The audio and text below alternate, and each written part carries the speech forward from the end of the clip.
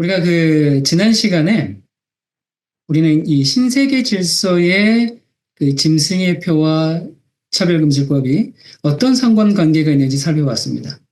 그러니까 이 차별금지법은 인류를 사탄의 노예로 만들어서 멸망시키려고 하는 사탄의 최후의 전략이죠.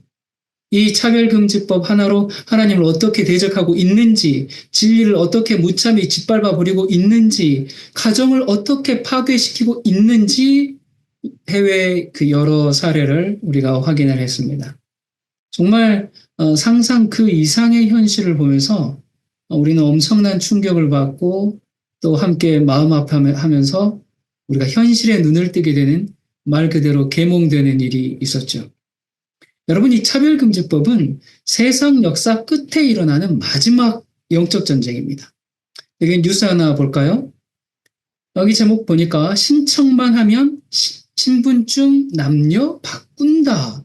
그래서 성별 등록 자기결정법 유럽서 확산. 이게 뭐냐? 내용을 보니까 독일, 스웨덴, 스페인 등 유럽 각국에서 성별을 쉽게 바꿀 수 있게 하는 법안 제정이 확산되고 있다. 남성, 여성, 다양, 기재, 안함 중 하나를 택해 등기소에 신고하면 성별을 바꿀 수 있다. 신고만 하면 성별을 바꾸는 거예요. 현재는 법적인 성별 전환에 정신과 의사 2명의 심리 감정과 법원 결정문이 필요했지만 트랜스젠더 등 당사자에게 굴욕감을 준다는 비판에 따라 바꿨다. 스웨덴은 태어날 때부터 부여된 성별이 자신의 성별이 아니라고 느끼는 경우 진단서 없이 성별 변경 신청을 할 수 있다.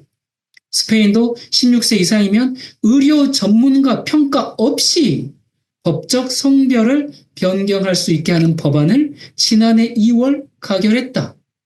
스웨덴에서도 최근 여론조사 결과 관련법 반대가 60%, 지지가 22%로 나타났다. 여론이 반대해도 소용이 없어요. 영국에선 2023년 말 기준 약 5,800명의 어린이가 성전환 호르몬 치료를 원하는 대기자 명단에 올라있다. 여러분 한번 생각해 보십시오.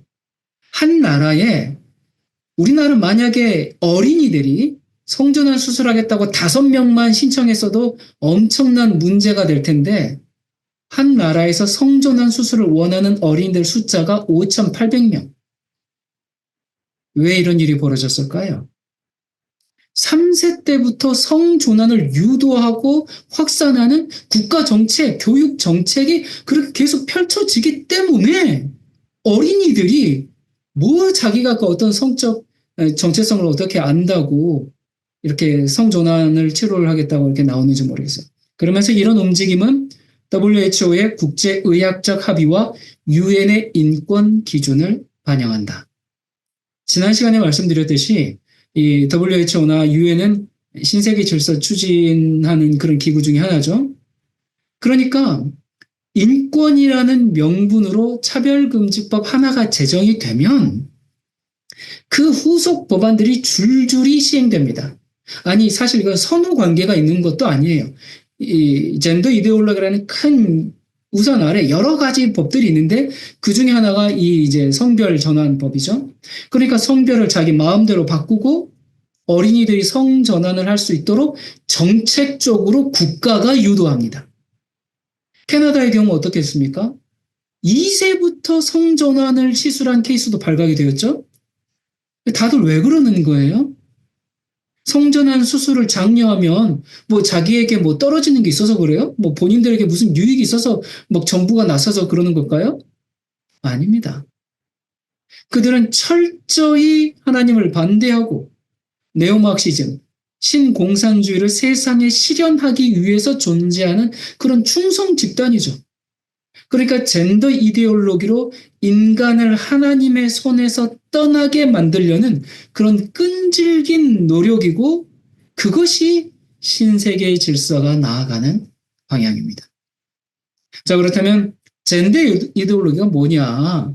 간단히 정리하면요. 첫 번째, 유치원에서부터 젠더 다양성을 교육합니다. 이 젠더 다양성이라는 게 뭐예요? 성별이 남자, 여자만 있는 게 아니라 50여 가지의 다양한 성별이 있다. 그걸 어렸을 때부터 3세 때부터 교육합니다. 두 번째, 개인이 선택하는 성 정체성을 법적으로 보장합니다. 그러니까 이 성 정체성이라는 것은 수많은 성별이 있잖아요. 한 50여 개가 있다 했잖아요. 그런데 내가 느끼는 성, 나는 남자 같아, 나는 여자 같아, 아니 나는 오전에는 남자, 저녁에는 여자, 아니 나는 오전에는 자동차, 저녁에는 고양이, 새벽에는 사람, 이런 식으로 그 자기가 느끼는 성 정체성을 그대로 다 보장한다는 겁니다. 그러니까 이 성 정체성이란 말을 다른 말로 사회적 성이라고 하죠. 그걸 법적으로 보장해 준다는 겁니다. 그리고 동성애 및 다양한 성적 지향을 수용한다. 성적 지향이 뭐라 그랬어요? 지난 시간에 설명드렸죠? 내가 원하는 모든 성관계를 법적으로 허락하라는 겁니다. 젠더 이데올로기를 체계화한 이 주디스 버틀러가 근친상간도 성적 지향에 포함하라고 그랬습니다. 그리고 네 번째, 억압된 성이 아닌 자유로운 성관계, 성해방, 성정치, 성혁명을 이루라는 거죠. 자, 그러니까 이게 젠더 이데올로기의 이제 요약한 내용들인데, 지금 방금 전에 그 뉴스 기사 하나 봤잖아요. 이거 보니까 그 뉴스 기사가 이 젠더 이데올로기를 지금 그대로 실현하고 있는 게 보이십니까? 그렇습니다. 이 젠더 이데올로기의 사상적 뿌리는 네오마크시즘이죠. 그러니까 기존 오리지널 마크시즘은 이제 기존 질서를 억압과 착취라는 이름으로 매도하고 해체, 해방, 혁명 이런 이제 가치로 공산주의를 추구하는 사상이에요. 근데 이 정통 마크시즘이 원래 이제 이 프롤레타리아 계급을 통해서 절대적 평등을 강조하면서 그 정치 체제를 바꾸는 혁명을 강행했는데 실패했잖아요. 근데 그 이유를 사람이 근본적으로 변하지 않았기 때문에 실패했다 그렇게 진단했어요. 그래서 이 네오마크시즘은 뭐냐? 신공산주의는 체제를 바꾸는 게 아니라 우리 사람을 바꾸자. 그 사람의 생각과 사상을 바꾸자. 그래서 문화를 바꾸자. 문화혁명을 하자. 그렇게 추구하게 됐죠. 그래서 사회혁명 전략을 무력혁명에서 문화혁명으로 수정해가지고 현존하는 사회 질서와 가치 규범을 해체시키고 정치, 문화, 예술, 교육, 언론, 미디어 모든 내부로 침투하는 전략이 네오마크시즘입니다. 그러니까 네오마크시즘은 전통적 가치와 기존의 그 사회를 다 해체해야 거기에 새로운 세계 질서를 구축 가능하다는 그런 사회혁명 방법론을 추구하기 때문에 당연히 전통적인 가정의 해체를 중요시합니다. 가정이 지키고 있는 그 가치 규범을 해체하고 그 자리에 새로운 이데올로기를 주입하는 겁니다. 자, 이런 일의 결과 우리 사회에 무슨 일들이 벌어지고 있는가? 지난 시간에 우리가 해외 사례들을 확인했는데 그렇다면 대한민국은 어떨까? 예.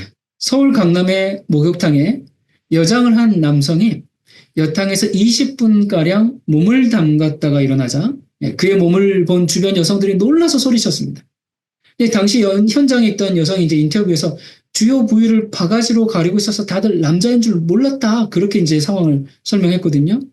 자, 근데 여기서 말하고 싶은 것은 일반적으로 남성이 여탕에 들어가면 성폭력 처벌법에 따라서 처벌하게 됩니다. 그런데 이 남자는 자신을 여자라고 생각한다라고 말해가지고 성폭력법으로 처벌되지 않았어요. 이게 지금 해외 사례가 아니라 현재 대한민국에서 벌어지고 있는 일입니다. 그러니까 사회적 성을 국가가 용인해주면 범죄에 악용하더라도 처벌할 수가 없습니다. 이 차별금지법이 동성애 차별하지 맙시다 그런 법이 아니라고 말씀드렸어요. 사회적 성을 인정하자. 성 정체성을 인정해주자. 그 사회적 성이라는 게 내가 가지고 태어난 성과는 상관없이 내가 남성이고 싶으면 남자가 되는 거고 여성이라고 생각하면 여자가 되는 거 그게 사회적 성인데 그걸 인정하자는 것이 차별금지법 내용이 들어있는 겁니다. 그런데 이미 우리 사회에도 인권이란 이름으로 이렇게 암암리에 시행이 되고 있죠. 다음 사건은 더 충격적입니다.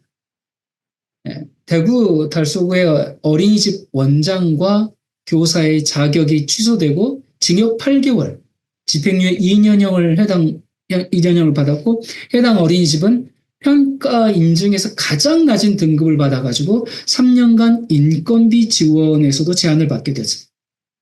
무슨 일이 있었던 걸까요? 이 대구에서 퀴어 축제가 이미 9차례나 대낮에 펼쳐진 상황이었습니다. 이제 축제 기간에 그 막 동성애 관련 사진 전시하고 음란한 물품 판매하고 그런데 또다시 퀴어 축제가 예고된 거예요. 근데 과거에 이 달서구에서 초등학교 남학생들이 그 동성 후배를 성폭행한 일도 있었거든요. 그래가지고 이것에 대해서 이 주민들이 굉장히 트라우마를 갖고 있어요. 그래서 이제 또 퀴어 축제가 있으니까 그걸 앞두고 이 어린이집에 봉사오는 초등학교 5, 6학년 학생들에게 뭔가 좀 의미 있는 교육을 해줘야 되겠다. 그런 생각이 들었어요. 그래서 에이즈 예방 교육을 위해서 또 동성 성폭행하고 막 동성애 초등학생들이 그렇게 하면 안 되니까 에이즈 예방 교육을 위해서 인터넷을 이제 검색을 했습니다. 검색하니까 이 염한섭 의사가 어느 교회에서 강의한 에이즈와 동성애 충격적 진실이라는 영상을 발견했어요. 그래서 이제 초등학생들이 이 다수 이렇게 참석한 가운데 강연한 내용이었거든요. 이 염한섭 원장은 여러분 찾아보시면 알겠지만 이 동성애자를 혐오하는 사람이 아니고요. 그 요양병원 하면서 동성애 에이즈 환자들을 돌보는 사람입니다. 그래서 누구보다 이 문제의 심각성을 알기 때문에 많은 강연을 하고 있고요. 국회에서도 가서도 이야기를 하고요. 뭐 여러 가지 이제 그 해당 영상이 이제 이렇게 굉장히 많아요, 유튜브에. 근데 이제 이 어린이집에서 보여준 영상이 유튜브에서 120만 건 이상 조회되고 또 네이버에서 연령 제한 없이 그렇게 공개가 돼 있었어요. 그래서 이제 교사들이 교육 자료로 선정해가지고 이 영상을 이제 초등학생들한테 보여줬습니다. 근데 제가 이 영상을 지금 찾아보니까 삭제가 되었는지 지금은 찾을 수가 없어요. 그러니까 어린이집 아이들에게 보여준 게 아니라 어린이집에 봉사 온 초등학교 5, 6학년 학생들에게 보여줬고 시청이 끝난 후에는 아이들과 충분한 토론 시간을 가졌습니다. 그리고 시청 지도를 한 내용도 CCTV로 모두 다 녹화가 되었고요. 그 CCTV에 보면 거기에서 뭐 아이들이 막 놀래가지고 뭐 충격을 받고 그런 모습은 전혀 볼 수가 없었습니다. 왜냐면 이 강의 자체가 어차피 교회에서 어린이들도 있는 대상에서 한 강의였기 때문에 그냥 이게 뭐 그런 내용이 아니거든요. 자, 그런데 이 사실을 알게 된 젠더 추종자들이 LGBT를 혐오했다면서 국가인권위에 진정을 냈고요.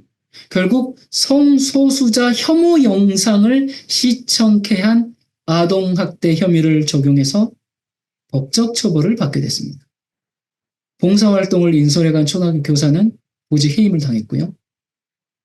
이게 지금 대한민국 현실입니다. 여러분, 남의 나라 얘기가 아닙니다. 아이들에게 동성애가 잘못됐다고 얘기하면 아동학대죄로 모든 것을 잃어버리는 게 먼 미래의 일도 아니고 다른 나라 일도 아니라 지금 대한민국에서 일어나고 있는 일입니다. 그래가지고 징역 8개월 집행유예 2년이라니 아이들에게 동성애가 잘못됐다고 가르쳤다는 그 죄목으로 그리고 이 어린이집이 그냥 가장 나은 평가 등급을 하라 평가받고 이제 회생 불가능을 하게 만들어 버린 거죠. 여러분 이런 상황에서 누가 무슨 말을 할 수 있겠습니까? 이렇게 압박이 들어오면 이게 번복이거든요. 다른 데에서 누가 이야기하겠습니까? 명백히 잘못된 걸 알아도 말을 못합니다. 여러분 유튜브에서 염한섭 원장 강의 들어보세요. 굉장히 많거든요. 그걸 혐오 영상이라고 프레임 씌우면 안 됩니다. 여러분 이 사건이 알려주는 바가 뭡니까? 이제 진실을 얘기하면 사회적으로 매장당하고 감옥 갈 준비하라는 겁니다. 이런 실제 예는 정말 수없이 많습니다. 제가 시간이 없어서 모두 소개하지 못할 뿐인데 지금 제가 이렇게 말씀을 드리는 것도 언제까지 할 수 있을지 알 수가 없습니다. 그러니 그날이 오기 전에 한 사람이라도 더 깨우기 위해서 이렇게 애를 쓰고 있는 것 아니겠습니까? 자, 이 동성애는 에이즈의 원인이 된다는 것을 초등학생 눈높이에 맞춰 교육시켰음에도 그것을 아동학대죄라고 처벌했습니다. 자, 그러면 성인들에게 얘기하면 그건 괜찮을까요? 천만의 말씀입니다. 아니, 여기 대한민국인데 성인들에게도 동성애가 잘못됐다고 얘기하면 똑같은 일을 당합니다. 무슨 일이 있었는가? 여러분, 총신대학교는요, 여러분 혹시 고 박형룡 박사 이름 들어보셨습니까? 이 박형룡 박사가 학교장으로 있으면서 기독교 보수신학의 기반을 닦아놓은 그 보수신학의 요람이거든요. 연세대 신학교 같은 경우는 완전 자유주의죠. 그 진보주의가 점령한 완전 인본주의 신학대학이고, 뭐 그러다 보니까 성서 미평학은 기본으로 강조되고요. 뭐 에큐메니컬 운동, 해방신학, 여성신학, 뭐 민중신학, 뭐 자유주의 진보신학 그런 걸 추구한단 말이에요. 감신대도 마찬가지입니다. 여러분 원래 감리교 신학대가 원래는 그 웨슬리의 복음주의의 뿌리를 둔 아주 성결한 교회였는데 지금은 진보주의 신학에 완전히 경도된 그런 학교가 되어버렸습니다. 그래서 뭐 연세대라든지 한신대, 서울신대, 감신대 이런 대학들은 다 에큐메니컬 진영의 대표 신학교들이거든요. 자유주의, 진보주의 이런 대학들이란 말입니다. 그리고 이제 장로교 통합 측의 장신대는 그나마 좀 보수적이고 복음주의적 신학 노선에 있긴 한데 그런데 WCC 에큐메니컬에 참여하죠. 그리고 젠더, 인권, 환경 이런 단체들과 연대하고 있기 때문에 정통 보수 신학이라고 이제 보기는 어려운 상황이 되었고요. 이제 남은 건 장로교 합동 측의 총신대, 그리고 고신대, 그리고 한동대 정도가 이 WCC와 젠더 이데올로기를 반대하는 그런 보수적인 신학 노선을 따르고 있습니다. 자, 그러면 이제 총신대가 어떤 대학인지 알게 되셨죠? 자, 그런데 이 보수 신학의 최후 보루라고 할 수 있는 총신대에서 무슨 일이 있었는가? 네, 이상원 교수는 총신대 신학대학원에서 기독교 윤리학을 가르치는 교수입니다. 그가 2019년 생명윤리 수업 중에 동성애자들의 성교는 에이즈 감염을 유발한다는 객관적 의료 데이터를 언급하면서 동성애를 의학적으로 비판했어요. 근데 학생 중에 일부 젠더 추종 학생들이 이 수업 내용을 성희롱을 했다고 몰고 간 겁니다. 그래서 이제 학교에서 대책위원회를 구성해서 철저히 조사를 했는데 문제가 없죠. 그런데 이성원 교수는 해임이 됐습니다. 자, 왜 그랬을까? 당시 이 수업을 들었던 재학생, 졸업생, 또 신대원 교수 27명도 입장문을 뭐 다 각각 발표를 했는데 여기 하나를 보면요. 이상원 교수의 강의 내용은 주관적 사견이 아니다. 이미 현 사회 내에서 객관적 의학적 사실로 확인되었으며 그에 따른 건전한 성윤리를 세우고자 하는 많은 노력들이 있다.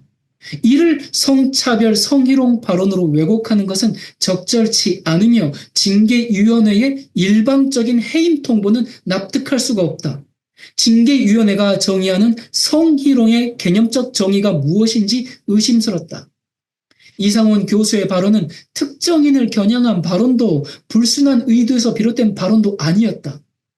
학문의 자유를 보장받는 대학이라는 공간과 수업이라는 시간에 교육의 목적을 달성하기 위한 과정에서 일어난 것이다. 그런데 대학원에서조차도 이런 얘기를 못하는 사회가 되었죠. 자, 학교 대책위원회에서도 문제가 없었고요. 학생들과 교수들도 문제가 없음을 분명히 밝혔는데 그럼에도 불구하고 이상원 교수는 왜 해임되었을까?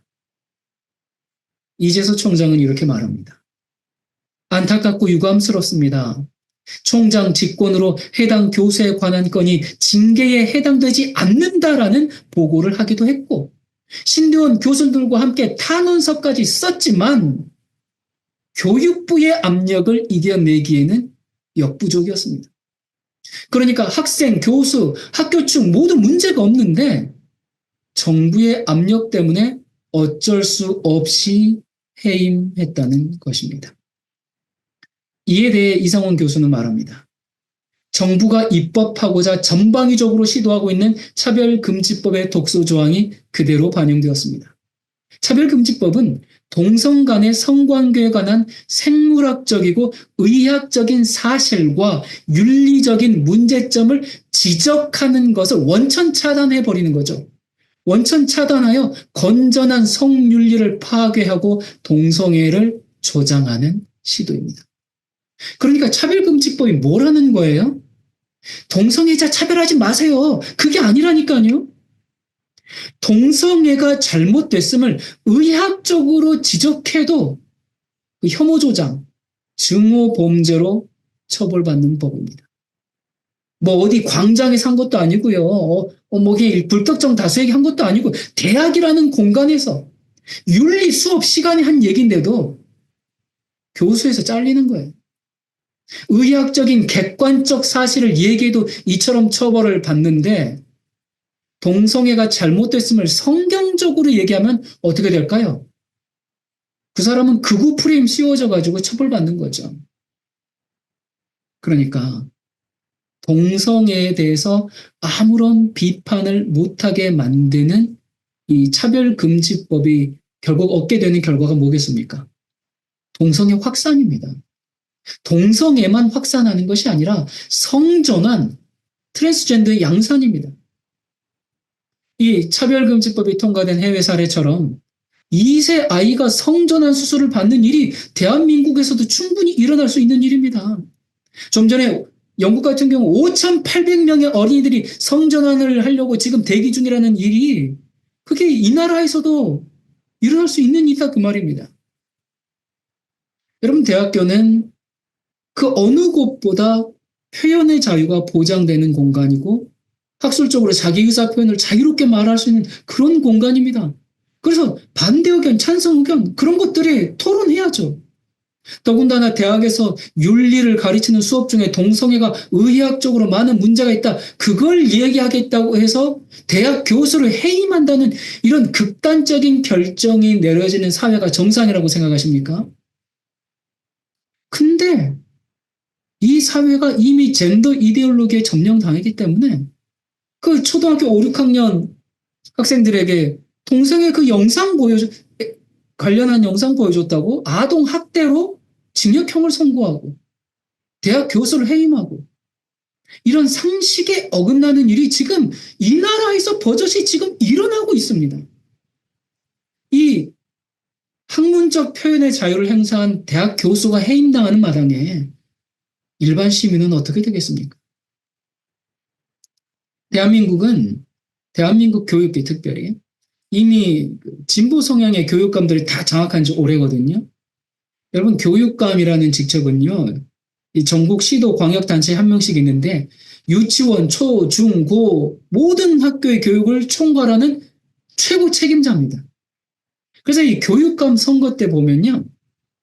이제 그 4년마다 지방선거 뭐 그 시장 선거하고 뭐 그 할 때 같이 그때 선거를 하는데 그때 이 그 공약으로 포괄적 성교육을 하겠다고 말하는데 이 포괄적 성교육이 뭡니까? 여러분 포괄적 성교육 들어보셨습니까? 못 들어보셨죠? 교육감들이 선거 때마다 자기들 포괄적 성교육 하겠다고 그렇게 얘기하는데 별로 관심이 없으니까. 근데 포괄적 성교육 어디서 많이 들어본 말 같잖아요. 예. 차별금지법의 정식 이름이 뭐예요? 포괄적 차별금지법이잖아요. 그러니까 성교육은 성교육인데 무슨 성교육? 포괄적 성교육. 이렇게 보니까 아하 이 둘이 성격이 좀 비슷한 것이겠구나라고 짐작할 수 있겠죠? 예, 그렇습니다. 이 포괄적 성교육에 보면 억압된 성인식에서 벗어나 성관계를 일찍 경험하라는 그런 내용이 포함되어 있습니다.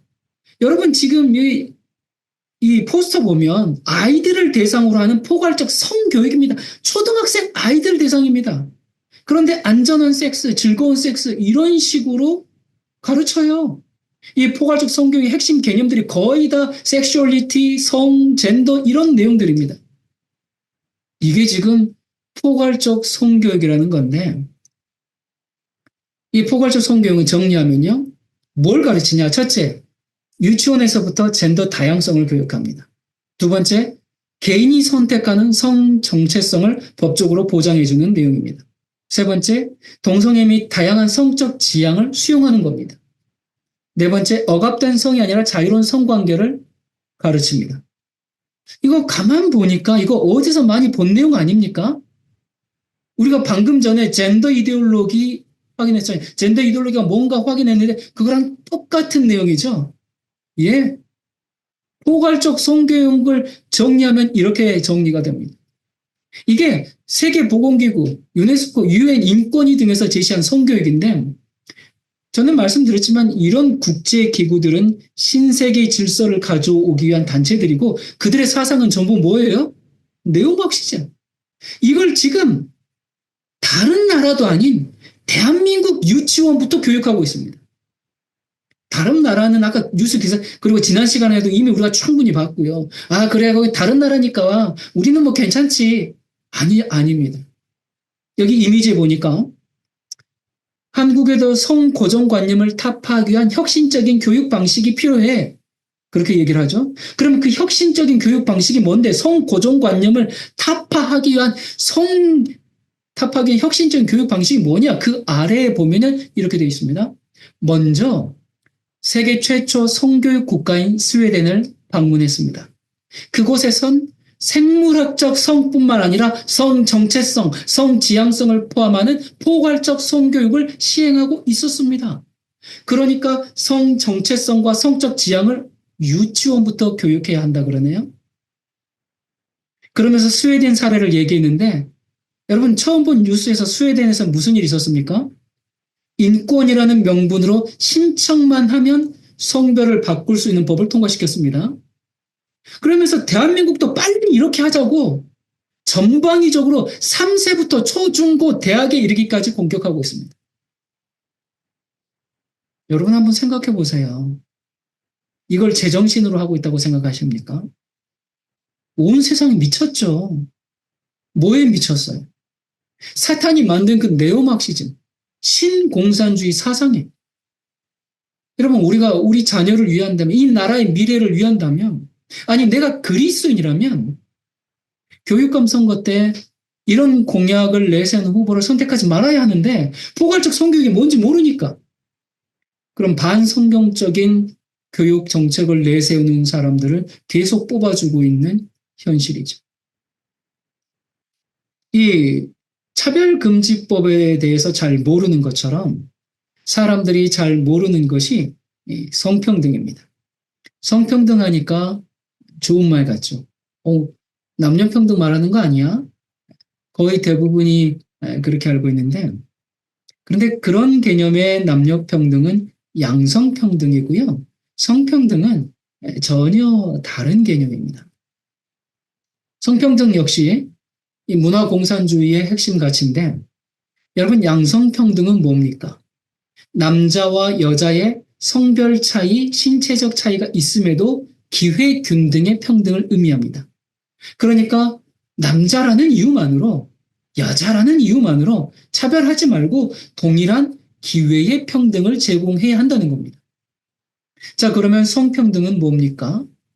남자와 여자를 평등하게 대우하는 양성평등을 해체하는 개념입니다. 성평등은 젠더 이데올로기가 반영된 개념으로 생물학적 성별을 해체하고 자신의 성을 스스로 결정할 수 있게 하자는 게 성평등입니다.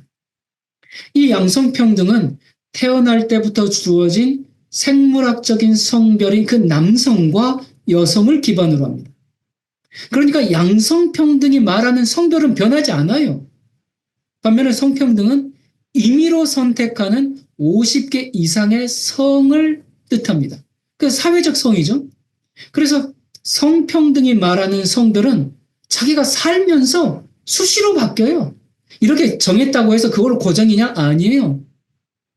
1년 지나가 바뀌고 3년 지나도 바뀌고 10년 있다가 또 바꿀 수도 있고 오늘 바뀌고 다음 주에 바뀌고 때에 따라 남자가 되기도 하고 여자가 되기도 하고 그래서 그렇게 되면 생물학적 남성이 나 여잔데요? 그렇게 인식한다고 주장하면 성전환 수술 없이 여성 전용 공간에 출입하는 것이 지금 정당화되어 있고 외국 사례가 우리가 지난 시간에 올림픽을 비롯해서 뭐 해외 여러 스포츠 사례를 확인했잖아요. 생물학적으로는 남자인데 나 여자입니다. 그렇게 주장하면서 여성 경기에 참가해가지고 우승을 휩쓸어갔죠. 그러니까 양성평등의 개념으로 보면 여자 입장에서는 명백히 불평등인데 이 사회적 성별인 성평등에서 보면 그게 평등이거든요. 이게 성평등이라는 겁니다. 그러나 양성평등은 하나님께서 남자와 여자를 창조한 그 성경의 근거가 있고요. 성평등은요. 당연히 그 네오막심 세상을 이제 지배하는 그 신공산주의 문화혁명이죠. 자, 이렇게 양성평등과 성평등의 개념을 아셨습니까? 여러분 이거 잘 알고 있어야 됩니다. 여러분 아마 이 시간 전까지는 도대체 양성평등과 성평등에 대해서 잘 모르셨을 거예요.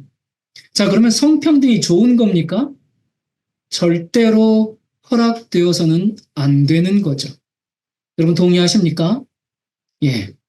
자, 그러면 이게 대한민국 헌법 제36조 제1항에서는요. 이렇게 되어 있습니다. 혼인과 가족생활은 개인의 존엄과 양성의 평등을 기초로 성립되고 유지되어야 하며 국가는 이를 보장한다라고 되어 있어요.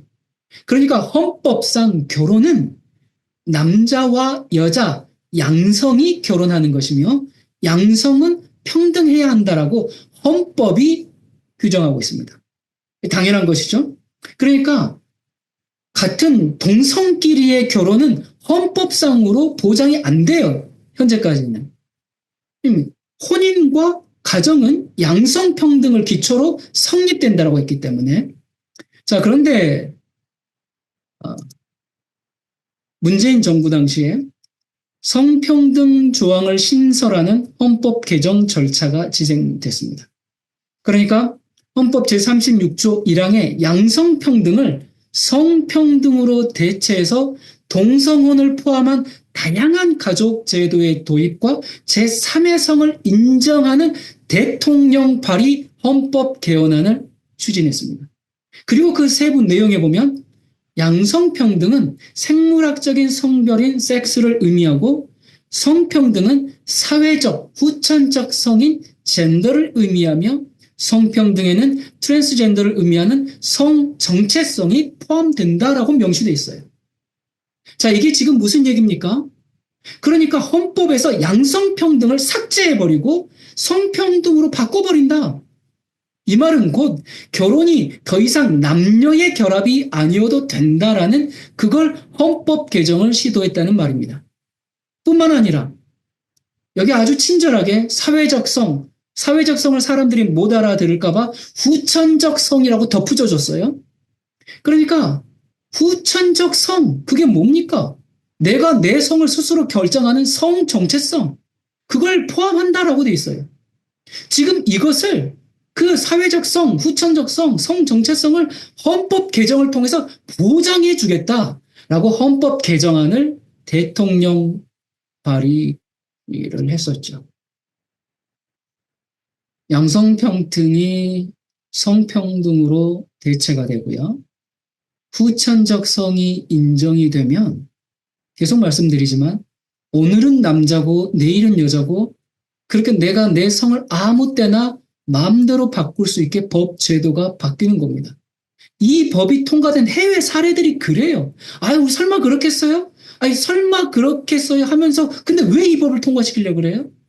이 법이 통과된 나라들을 보면 다 그렇게 되고 있으니까 이 법이 통과되면 어떻게 되는구나를 우리가 아는 건 그 상식 아닙니까?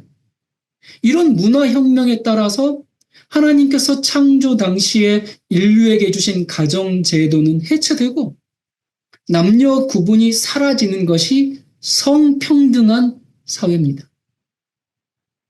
이때 당시 기독교와 보수단체의 저항으로 이 개헌안이 국회 문턱을 넘지 못했어요. 당시에는 여야 국회의원 비율이 총 300석 중에 5대5로 비슷했습니다. 그래서 어느 정도 견제와 균형이라는 원칙이 좀 잘 작동되었죠. 그런데 아시다시피 현재는 민주당이 과반을 넘었습니다. 이 말은 민주당이 원하기만 하면 무슨 법이든지 통과시키는 구조가 됐다는 얘기입니다. 아까 스웨덴에서 자신의 느낌만으로 성별을 정정하는 그 법안을 통과시킬 때 반대 여론이 60%가 넘었어요. 지지는 20%밖에 안 됐어요. 그랬는데도 정부가 강행해서 그 법이 통과돼 버렸잖아요. 그런 일이 우리나라에서도 일어날 수 있는 거죠. 자, 그러면 이 헌법 개정이 막혔다고 우리 사회의 성평등 실현이 중단됐는가? 그렇지 않습니다. 교육부, 국가인권위, 여성가족부, 기타 여러 정부 기관을 통해서 사실상 성평등이 우리 사회에서 이미 실행되고 있는 중이에요. 그래서 그렇기 때문에 차별금지법 통과 안 됐는데도 불구하고 아까 말씀드린 여러 가지 사례들이 지금 계속 한국에서 일어나고 있는 거죠.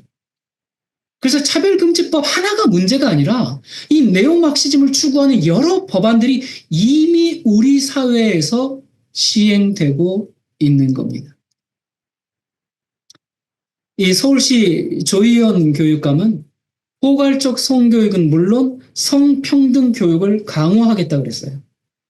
성평등 하니까 좋은 말인 줄 알았는데 얼마나 끔찍한 뜻인지 여러분 이제 알게 되셨죠? 이 서울시 교육청이 주관한 이퀄리티 랩스타는 중고등학생들이 직접 성평등 랩을 만들고 정식 음원까지 발매할 수 있는 그런 교육청에서 주관한, 이 서울시 교육청에서 주관한 캠페인인데, 그러니까 성평등을 이런 식으로 문화 코드로 학생들에게 계속 주입해 넣는 겁니다. 이 조희연 교육감은 무려 3선이나 당선되었고요. 그 후에 이제 얼마 전에 부정청탁으로 교육감직을 상실했는데, 뒤를 이은 교육감이 자기도 그 조희연의 진보 교육을 계승하겠다고 그렇게 얘기를 했습니다. 이 교육청을 장악한 이들은 성평등이라는 문화 공산주의를 학생들에게 지속적으로 주입을 하고요. 당연히 좌경화된 역사 교육을 통해서 그 네오마크시즘의 홍위병들을 양산해내고 있죠. 여러분 참 이 나라의 미래가 걱정입니다. 이런 교육감들과 여성가족부가 혼연일체가 돼서 나다움 어린이책 시리즈를 발간해서 전국 초등학교에 배포했는데 말 그대로 나는 누구인가? 나다움을 찾아가자 그런 내용인데요. 이 여성가족부가 뭐라고 홍보합니까? 성평등 문화 확산을 위한 어린이책. 뭐라고요? 성평등 문화 확산을 위한 어린이책입니다. 그러니까 이 나다움이라는 것은 남자 여자를 고정 짓지 말고 나를 찾으라는 거거든요. 그래서 이 나다움 어린이 책들에 보면 마치 그 외설 소설을 읽는 듯한 그 성관계의 처음부터 끝까지 전체 과정을 아주 자세히 묘사하면서 그걸 이건 재밌는 거야, 이건 즐거운 거야 그런 식으로 설명을 하고 있어요. 그러니까 이 초등학생들이 자연스럽게 조기 성애, 일찍 성관계를 할 수 있도록 유도하는 책이죠. 그리고 또 원하는 대로 사랑할 수 있어. 그런 권리를 주장해. 그러면서 동성애를 옹호하고요. 그래서 엄마 인권선언, 아빠 인권선언. 그래서 그냥 여자 부부, 남자 부부. 이런 것들을 지금 아이들에게 권유하고 있는 책입니다. 마음대로 사랑할 수 있는 권리가 있다라고 하면서 동성애를 옹호할 뿐만 아니라 성별 고정관념에서 벗어나서 자기가 원하는 그 성 정체성대로 살라는 그런 내용입니다. 이런 종류의 책이 지금까지 약 100여 권 이상 발행이 됐습니다. 당연히 이런 교육을 받은 수많은 학생들의 성관계가 빨라질 수밖에 없을 것이고요. 당연히 동성애가 급속도로 늘고 있습니다. 지금 대한민국의 이 10대 청소년들의 이 동성애 비율이 어마어마하게 지금 굉장히 사회적 문제가 되고 있습니다. 근데 문제는 자, 동성애를 장려하는 나다움 어린이 책을 읽어주는 교사는 인권을 중요하게 생각하는 깨어있는 좌파고, 총신대학의 이상원 교수는 그 어린이 책보다 성적인 묘사도 덜할 뿐만 아니라 대학에서 의학적 사실을 강의했는데 성희롱 프레임으로 해임을 당했습니다.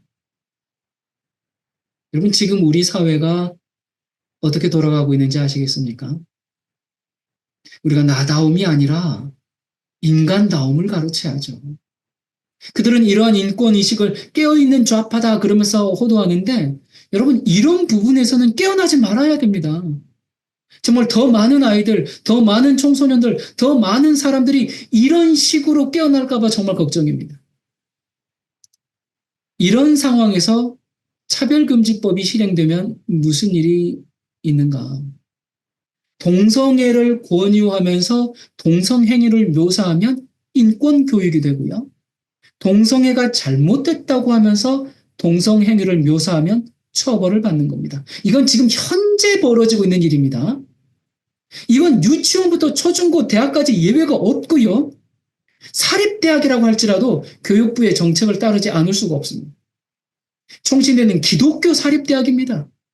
그러면 기독교 건학 이념에 부합하는 그런 강의를 할 수 있죠. 그랬는데도 불구하고 교육부의 압력으로 해임이 됐습니다. 학생들도 이건 안 됩니다. 교수들도 안 됩니다. 총장도 안 됩니다. 그렇게 얘기하는데 그 몇몇 젠더 이데올로기를 추정하는 일부 학생들과 그 교육부의 압력으로 그냥 교수 하나가 그냥 잘려버리는 겁니다. 한동대 사례도 있는데요. 한동대가 국가인권위로부터 시정명령을 받았습니다. 무슨 일이 있었는가?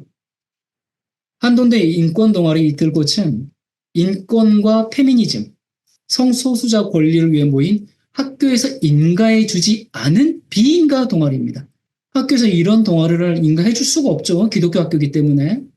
근데 이 동아리가 여성 인권 운동가들을 초대해서 강연과 토크쇼를 진행했는데 그 강연 내용이 첫 번째, 성매매는 여성의 권리다.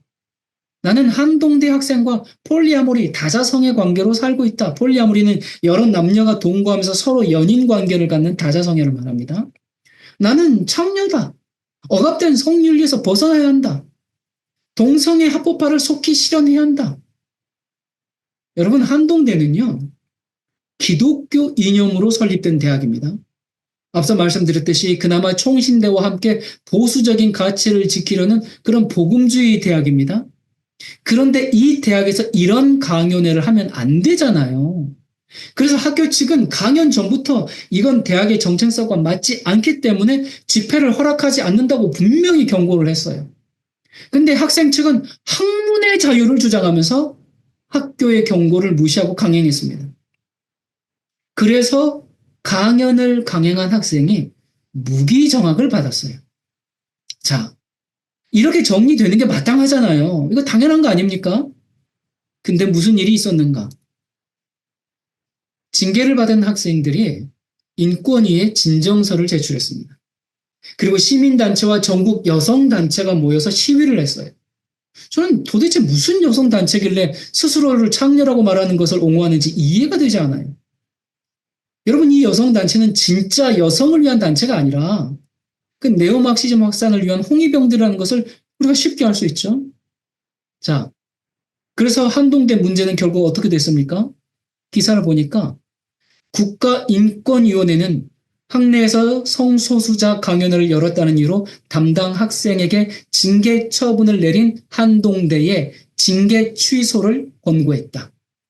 그리고 국가인권위 조사관의 인터뷰를 보면 다자연애, 폴리아모리 다자연애자도 성소수자이다. 성적 지향의 일종인 다자연애를 소개하는 것은 부도덕한 행위를 권장한 것이 아니다. 다자연애에 대한 비판은 차별이다. 야, 여러분 참 인권위의 인식을 볼 수가 있죠. 다자연애도 지금 뭐라는 거예요? 그것도 성소수자라네요. 다자연애가 뭐였는데요? 여러 남녀가 동시에 연인 관계를 갖는 거. 그것도 성소수자니까 그거 비판하면 차별이라네요. 이런 집단 난교에 대한 강연을 기독교 대학에서 했어요. 근데 그것에 대해서 학교 측이 행한 조치는 또 인권 침해라네요. 더 기가 막힌 일은 여기서 끝나지 않습니다. 학교가 징계를 내렸는데 취소됐을 뿐만 아니라 오히려 학생의 성적 지향을 공개했다는 이유로 학교 측에 500만 원 정신적 손해배상을 판결했습니다. 젠더 이데올로기의 승리죠. 여러분 지금 차별금지법이 통과되지도 않았어요. 되지도 않았는데 이런 일들이 지금 계속 일어나고 있습니다. 이게 지금 대한민국 사회예요. 한동대는 기독교 사립대학입니다. 하지만 이 일을 계기로 이제는 그 건학 이념의 정체성을 잃어버리게 됐죠. 앞으로 이런 일이 계속 발생해도 학교 쪽에서 할 수 있는 게 뭡니까? 아무것도 없어요. 계속해도 이젠 그냥 보고만 있어야 됩니다. 어차피 징계를 줘도 징계 취소될 것이고 뭐라고 하면 정신적 손해배상 청구 받으면 돈 내야 되고 그러면 이렇게 이제 기독교 교육이 무너지는데 이거 교육만 무너집니까? 이 기독교에 대한 이 사회적 인식 자체가 인권을 소중히 여기지 않는 그런 극우 취급을 받게 되는 거죠. 여러분 한번 생각해 보세요.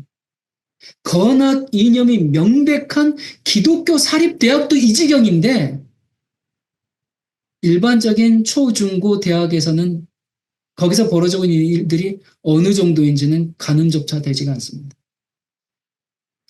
그리고 여기서 우리가 한 가지 더 생각해 볼 게 있습니다. 현재 대한민국 법은 성매매가 금지되어 있습니다.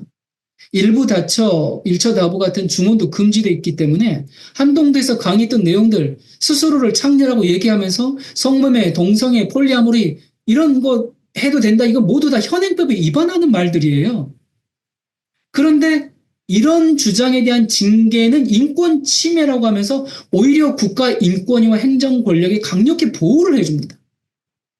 다시 말해서 젠더 이데올로기가 헌법 위에 군림하고 있는 겁니다. 다시 말해서 국가인권위가 초헌법적 기관이 된 지 이미 오래라는 겁니다. 그래서 이런 말도 안 되는 강의는 보호해주고 오히려 학교 측에 벌금 물고 학교가 징계한 모든 절차를 다 취소시키고 지금 뭐가 문제인지 알겠습니까? 잘못된 걸 반대하면 처벌을 받고 잘못된 걸 권장하면 보호를 받습니다. 아까 총신대 이상훈 교수 같은 경우는 동성애 의학적 사례에 대해서 얘기했다고 해임됐는데 지금 정반대죠. 여기는요. 잘못된 걸 잘못됐다고 말할 수 없는 사회. 옳은 걸 옳다고 말할 수 없는 사회. 지금 이 나라가 그렇게 가고 있습니다. 남의 나라 얘기가 아니고요. 먼 미래 일도 아니고 현재 지금 우리의 상황입니다. 2018년경에 한 미용학원에서 자신을 트랜스젠더라고 주장하는 남성이 여자 화장실을 이용해서 여성 수강생들과 갈등 상황이 발생했습니다. 이 남성은 성전환 수술도 안 했고요. 어떠한 호르몬 치료도 하지 않았고요. 외모도 남성 의복을 입은 전형적인 남자였어요. 그래서 이 미용실 원장이 이 남성에게 이해를 요청하면서 여성 화장실 이용하지 말고 남자 화장실 쓰라 그렇게 했어요. 그 당연한 거죠. 아니 당연할 뿐만 아니라 이 남자에게 욕 한마디 하고 내쫓아도 되는 게 오래전에 우리가 가졌던 상식이잖아요. 그런데 어떻게 됐을까? 이 사건에 대해 법원이 학원장에게 불합리한 차별을 했다는 이유로 그 남성의 정신적 피해를 배상하라고 판결했습니다. 그러니까 성전환 수술도 받지 않은 생물학적 남성이 자신의 정체성은 여자라고 주장하는 것만으로 여성 전용 공간에 법적으로 출입할 수 있게 된 것이고 그것을 막았다는 이유만으로 정신적 피해 배상을 해야 하는 상황입니다. 지금 다른 나라 얘기하는 거 아닙니다. 지금 차별금지법이 통과되지도 않았는데 우리 사회가 벌써 이렇게 돼버렸습니다. 여러분 제가 이 정도 얘기했는데 이런데도 안 깨어나면 죽은 사람이 살아 돌아온들 깨어날 수 있겠습니까? 이 대법원이 2006년 트랜스젠더가 법적 성별을 정정할 수 있다라는 결정을 내렸는데 대신 조건을 세웠어요. 생식기를 제거하는 요건을 세웠습니다. 그러니까 남자 성기를 가지고 있으면서 여자가 될 수는 없다는 거죠. 근데 2008년에 국가인권위가 성별 정정 시 성전환 수술을 요건으로 하는 대법원 규칙을 폐지하라는 결정을 내렸어요. 누가 누구한테 명령을 내렸어요? 인권위가 대법원에게. 그래서 이에 따라서 대법원은 성전환 수술 없이 성별 변경이 쉽게 가능하도록 대법원 예규를 개정했습니다. 그러니까 지금 대한민국도요, 성전환 수술 없이 그냥 성별 바꾸기가 가능하게 이미 법적으로 완료된 상태입니다. 국가인권위가 대법원 위에 있는 것을 확인할 수가 있죠. 국가인권위는 초헌법적인 기관입니다. 거기서 차별금지법, 이 젠더 이데올로기를 실행하는 컨트롤 타워 역할을 하고 있어요. 이 차별금지법은 헌법 이상의 최상위법입니다. 그래서 모든 국가기관이 이 법에 복종을 해야 됩니다. 제가 그냥 하는 얘기가 아닙니다. 여기 국가인권위원회법 제9조에 보면요. 1항 국가 및 지방자치단체는 이 법에 반하는 기존의 법령, 조례와 규칙, 각종 제도 및 정책을 조사 연구하여 이 법의 취지에 부합하도록 시정하여야 한다. 이 경우에 사전에 국가인권위의 의견을 들어야 한다. 국가와 지방자치가 누구 말을 들어야 한다고 됐어요? 국가인권위. 이 인권위가 생긴 이래로 지금까지 인권위가 지금 뭘 향해서 달려가고 있어요? 차별금지법 도입을 위해서 전방위적으로 활동하고 있습니다. 그런데 놀랍게도 2024년 9월 누가 국가위원장이 된지 아십니까? 전 헌법재판관이었던 안창호 재판관이 임명됐습니다. 여러분, 안창호 헌법재판관은요, 지난 수년 동안 차별금지법이 얼마나 잘못된 법인지 밝히고 반대 운동을 해온 사람이에요. 유튜브에 안창호 차별금지법 검색하면 영상이 수십 개가 나옵니다. 그런데 그런 사람을 윤석열 대통령이 국가인권위원장으로 임명했어요. 저는 그 윤 대통령 별로 안 좋아했거든요. 근데 안창호 후보를 인권위원장에 지명한 걸 보고 뭐야? 뭐 어떻게 된 거지? 제가 깜짝 놀래가지고 인사청문회를 봤습니다. 여러분 생각해 보세요. 차별금지법을 줄기차게 반대하는 사람이 차별금지법 수장이 되는 겁니다. 그러니까 반대 진영에서 얼마나 분노했겠습니까? 그 청문회를 보면요. 그런데도 꿋꿋하게 차별금지법을 나는 반대합니다. 안 됩니다. 그렇게 소신을 끝까지 밝힙니다. 여러분 그 청문회 영상 찾아보면 보실 수 있어요. 참 그 모습을 보는데 얼마나 제가 감동이 되는지 뿐만 아니라 이 창조론과 진화론 질문 공세도 쏟아졌는데요. 아니 국가인권위원장 지금 인사청문회인데 창조론 진화론 질문이 쏟아지는 거예요. 왜냐하면 안창호 후보가 과거 어느 강연에서 이제 창조 신념을 밝혔기 때문에 공격적 질문들이 막 쏟아지는데 이렇게 얘기합니다. 진화론은 과학 증명이 없고 신념일 뿐이다. 진화론을 가르치면 창조론도 가르쳐야 한다고 했는데 창조론이 뭡니까? 그렇게 물어요. 그러니까 하나님께서 천지를 창조하셨다는 것입니다. 이렇게 답합니다. 저는 공인이 이런 자리에서 이렇게 자기의 신앙 고백을 한 걸 처음 봤습니다. 여러분 사람들에게 둘러싸여서 이 많은 사람들에게 둘러싸여 가지고요. 내가 믿는 신앙이 조롱당해 본 적이 있습니까? 저는 있습니다. 그래서 이제 제가 이 장면을 보면서 눈물이 나더라고요.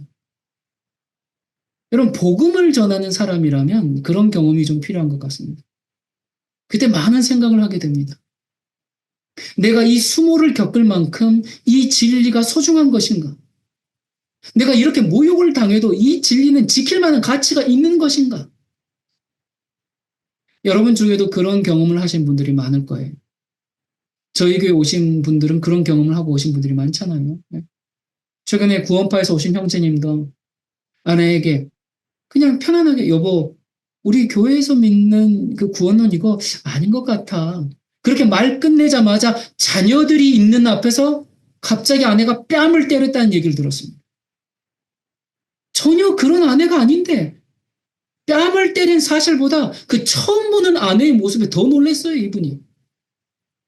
왜 그래요?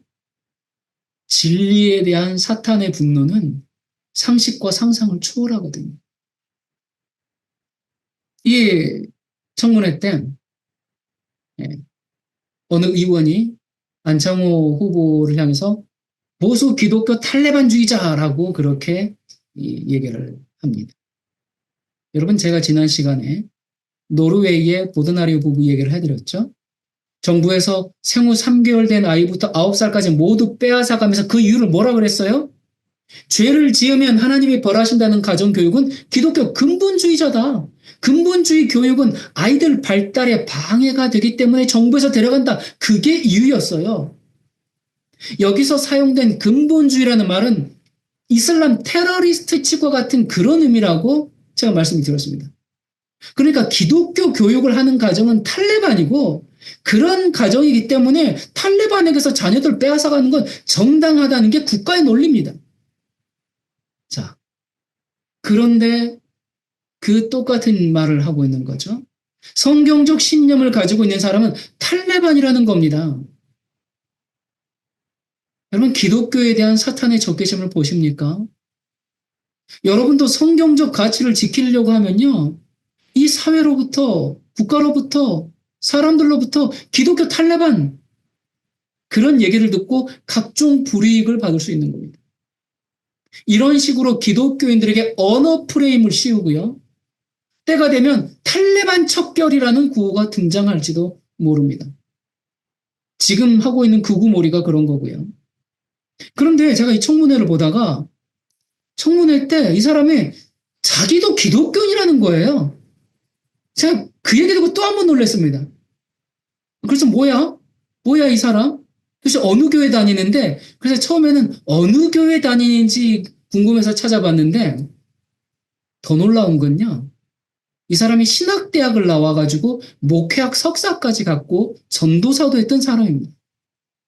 근데 그 교단이 미국에서 가장 진보적인 교단입니다.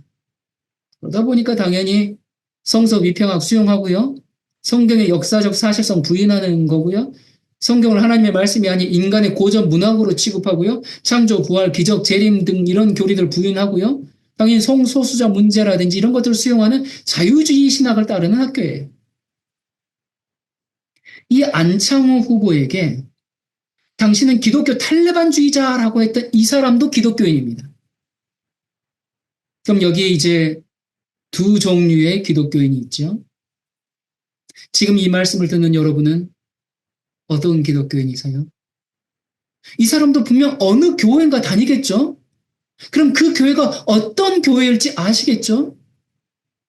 그러니까 기독교 간판을 걸고 하나님의 말씀을 쓰레기 취급하는 교회가 얼마나 많은지 모릅니다.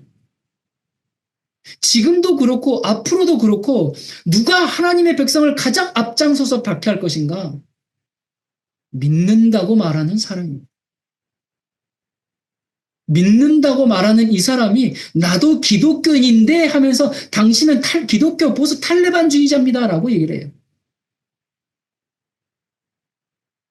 앞으로 우리가 어떤 취급당할지 보이십니까? 이건 지금 전쟁입니다. 이 사람들과 우리는 세계관 자체가 달라요.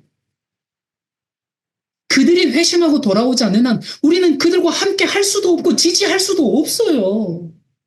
그 사람을 미워하는 것이 아니라 그 좌파가 추구하는 사상, 그들이 만들려는 세상에 동의할 수가 없는 거죠. 이 보드나리오 부부가 자녀에게 성경적 교육을 했기 때문에 탈레반주의자라는 말을 듣고 5명의 아이들을 뺏겼는데요. 우리와는 상관이 없는 일일까? 이미 관련법이 다 제정되어 있습니다. 이게 아동복지법 제3조 아동학대처벌법에 보면요, 거기 이렇게 정의되어 있어요. 정서학대란 아동의 정신적 건강이나 발달을 저해하는 행위로 보호자의 뭐요? 종교행위 강요는 아동학대 중 하나인 정서학대에 포함된다.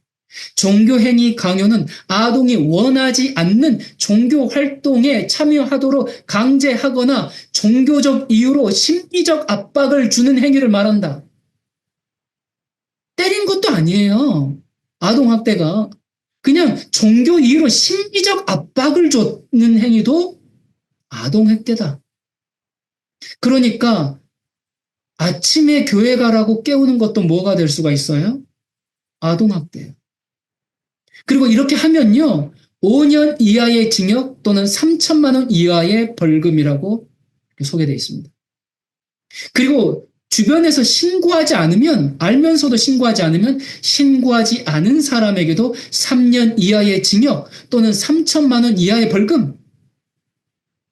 그러니까 서로서로 감시하는 사회가 될 수밖에 없겠죠.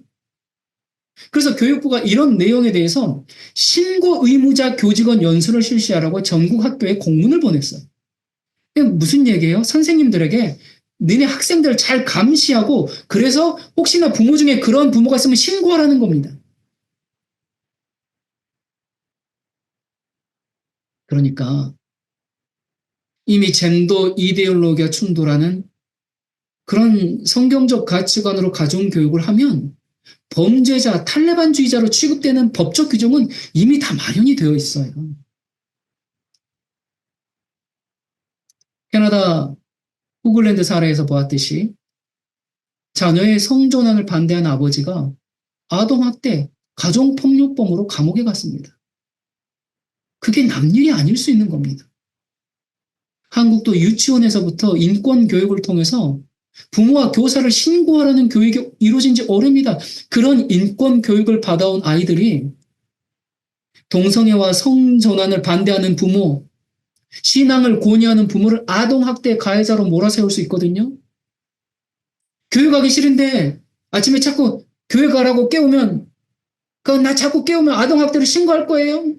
그 농담처럼 들리지만 진짜 그럴 수 있는 겁니다. 그리고 이 아이가 자기 친구한테 나 교회 가기 싫은데 엄마가 깨워서 억지로 지금 교회 가는 거야 라고 친구한테 얘기했어요. 그 친구가 자기 부모한테 얘기했다. 그러면 그 부모가 신고하면 아동학대범으로 잡혀가게 이미 법령이 다 지금 준비가 되어 있습니다. 이건 통과되고 말 게 없어. 이미 다 되어 있는 법입니다. 이렇게 가정이 해체가 되는 겁니다. 대한민국은 지금 성평등 사회로 나아가고 있습니다. 국가인권위, 교육부, 여성가족부 이 세 단체가 삼위일체가 되어서 지금 젠더 이데올로기를 실현하고 있어요. 서울시에서는 중학교 때부터 남녀 성별을 구분하지 않은 성중립 화장실 개념을 가르치고 있죠. 여성가족부가 이 전국 학교에 뿌렸던 그 나다움 책 시리즈, 또 성교육, 포괄적 성교육, 그런 걸 통해서 남성 생식기를 그대로 갖고 있는 남성을 여성이라고 그렇게 가르치고, 나의 성별은 내가 결정한다. 원하면 언제든지 동성애든지 뭐든지 자유롭게 성관계를 하라. 이런 성교육을 시키면서 이것이 성평등이라고 외치고 있습니다. 이러한 사실을 제대로 아는 국민들이 얼마나 되겠습니까? 지금 상상할 수도 없는 일이 백주대낮에 버젓이 행해지고 있는데 사람들은 이 양성평등을 성평등으로 바꾸는 것이 뭔지 몰라요. 뻔뻔하게 사람들을 속이고 대놓고 거짓말을 하고 있는데 왜 이런 방법이 먹히냐면 사람들이 진실을 알려는 노력 자체를 안 하기 때문에. 그저 아니 TV에서 거짓말 하겠어? 저 사람들도 인간인데 그런 세상 만들려고 하겠어? 미국의 대학들은 거의 좌파가 지금 다 장악했거든요. 특별히 명문 대학들은 기숙사가 성평등 기숙사밖에 없습니다. 성평등 숙소라는 뭐예요? 남녀가 같은 기숙사에서 같은 샤워실, 같은 화장실을 함께 사용한다는 의미입니다. 한국에서 부모들이 그렇게 명문대에 다 유학 보내놨더니 다 성평등 기숙사에 들어가는 거예요. 그로 인해서 얼마나 많은 성범죄가 일어나고 있는지는 굳이 말하지 않아도 짐작할 수 있을 겁니다. 그런데 이재명 대통령의 공약이 여성가족부를 성평등가족부로 이름을 변경하고 확대하겠다고 했습니다. 그러면서 이 뉴스 기사가 이렇게 덧붙여요. 앞서 윤석열 전 대통령은 대선 후보 시절 여성가족부 폐지를 공약으로 내세우고 집권 후 추진했으나 거대 야당이었던 민주당의 반대로 무산됐습니다. 윤석열 정부 시절 여성가족부의 기능은 축소됐고 여성가족부 장관은 지난해 2월 이후 15개월째 공석인 상태입니다. 이건 정치의 영역이 아니라 지금 영적 전쟁인 것이죠. 성평등 가족부로 확대하겠다는 것이 무엇을 의미하는 것인지는 제가 더 설명하지 않아도 이 정도 얘기했으면 아시리라 생각합니다. 말은 남녀 차별 없는 성평등입니다. 그렇게 말하는데 이제는 더 속으시면 안 되죠. 그건 양성평등입니다. 성평등은 전혀 다른 말입니다. 그러면 성평등 가족부만 생기는 것으로 끝나겠습니까? 과거 진보정부에서 추진했던 헌법 자체에서 양성평등을 지워버리고 성평등으로 바꾸려고 했잖아요. 그 일이 다시 시도될 수도 있겠죠. 제가 지금 드리는 말씀은 제가 어떤 정치인을 싫어하고 누굴 좋아하고 어떤 정당을 지지하고 안 하고 그런 문제가 전혀 아닙니다. 저는 대통령이 경제 정책을 어떻게 해가지고 잘 먹고 잘 살게 되든지 못 먹고 못 살게 되든지 전 거기에 별로 관심 없어요. 우리는 나그네 인생길에서 영원히 가난하지도 않고 영원히 부하지도 않잖아요. 그거 다 지나가는 것이지 않습니까? 제가 관심 있는 부분은 오로지 하나입니다. 영원한 것. 예수님을 높이고 성경의 가치를 세우는 것. 그것이 여러분과 저의 공통의 관심사 아닙니까? 아니, 관심사가 아니라 우리의 숙명 아닙니까? 그 일을 위해서 우리가 하나 돼서 사람들을 계몽시키고 이 마지막 전쟁을 치러야 하는데 이 문제를 어떤 정치적인 입장 차이로만 생각한다면 어떻게 이 마지막 때에 참과 거짓을 분별하고 우리가 주님의 재림을 맞이할 수 있겠습니까? 지난주에 강의를 마치고 어느 분과 통화를 하는데 그분께서 목사님, 우리를 깨어나게 해준 말씀 정말 감사합니다. 말로만 마지막 때가 아니라 이제야 참으로 마지막 때라는 것이 실감납니다. 그런데 목사님, 다음 주엔 국내 상황을 말씀하신다고 했는데 혹 민주당 얘기도 나오나요? 우리 교회 민주당 지지자분들이 있는데 염려가 됩니다. 그래서 제가 민주당 얘기는 빼겠습니다. 저도 그분들과 불편한 관계에 있고 싶지 않습니다. 제가 특정 정당을 지지하거나 반대하는 것도 아니고 제가 정치적 편가르기를 해서 무슨 유익이 있겠습니까? 제가 그렇게 말씀드렸어요. 그래서 우리 성도님들 불편케 하지 않으려고 이것 빼고 저것 빼고 계속 빼고 정말 최대한 뺐는데 더 뺄 수가 없었습니다. 저는 우리 교회 민주당 지지자분들을 정말 아끼고 사랑합니다. 한 분 한 분 생각하면 너무 감사하고 애틋합니다. 모두 사랑이 다 넘치시고요. 겸손하시고 주님의 진리를 사랑하는 참 귀한 분들입니다. 저는 그분들과 오래오래 함께 있기를 원하고 그리스도 예수 안에서 서로에게 힘이 되고 그래서 이 마지막 때에 영광스러운 그리스도의 재림을 함께 맞이하고 싶습니다. 근데 이런 말씀을 전해야 하니 제 마음이 얼마나 무겁겠습니까? 제가 사랑하고 아끼는 분들의 마음을 불편하게 만들 수밖에 없다는 생각에 제가 이 시간들을 준비하면서 얼마나 마음이 힘들고 고통스러웠는지 모릅니다. 하지 말까 하는 생각을 참 여러 번 했습니다. 그러나 복음을 전하는 목사로서 특별히 시대의 징조를 분별하고 하나님의 백성을 깨우고 종말의 때에 참된 그리스도인으로 준비되도록 돕는 일이 저의 사명 아닙니까? 그 사명에 따라 충실하는 것이 바른 목자 아닙니까? 사람들이 듣기 싫어한다고, 관계가 멀어질까 봐 두려워서 제가 감당해야 할 책임과 의무를 다 저버리고 침묵을 선택한다면 제가 어떻게 하나님 앞에 설 수 있겠습니까? 사랑하는 여러분, 여러분은 제가 사람들이 듣기 좋아하는 말만 하는 목사가 되길 원하지 않으시잖아요. 제가 진리를 전했기 때문에 그 말씀에 힘이 있었기 때문에 여러분이 이 교회에 오셨잖아요. 지금 전하는 말씀도 진리의 문제지 정치의 영역이 아닙니다. 우리의 운명을 결정짓는 영적 전쟁의 문제예요. 부디 우리가 한 마음이 되어서 같은 편이 되어서 이 최후의 전쟁을 함께 할 수 없겠습니까? 여러분이 저의 힘이 되어 주시기를 제가 참 간절히 부탁드립니다. 제가 일선에서 싸울 때 여러분을 생각하면서 힘을 얻을 수 있도록 마음을 합해 주시면 정말 감사하겠습니다. 오늘 저에게 한 연락이 왔는데 오랫동안 암투병을 하시던 성도님으로부터 전화를 받았습니다. 목사님, 병원에서 빠르면 오늘 내일, 길면 한두 달 최종 선고를 받았습니다. 지금 진통제로 버티고 있습니다.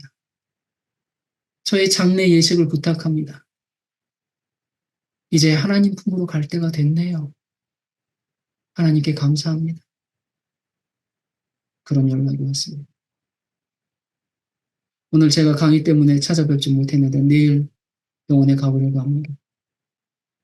내일까지 부디 살아 계시기를 기도하는데 여러분 우리 모두는 이렇게 세상과 작별해야 할 때가 있고 하나님 앞에 나아가야 할 때가 있습니다.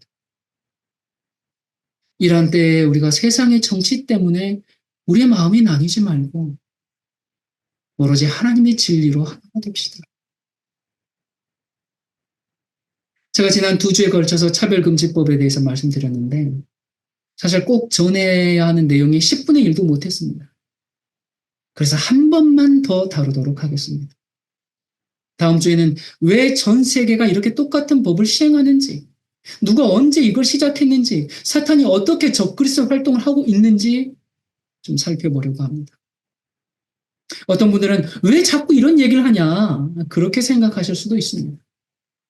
하지만 여러분, 이것은 마지막 시대에 하나님의 백성과 사탄의 백성을 나누는 최후의 전쟁 이슈 중에 하나입니다. 이제 조금 있으면 이런 진리를 듣고 싶어도 들을 수 없는 시대가 올 겁니다. 잘못된 것을 잘못되었다고 말하는 것조차 금지되는 시대, 옳은 것을 옳다고 말할 수 없는 시대가 지금 눈앞에 다가와 있습니다. 시간이 얼마 남지 않았습니다.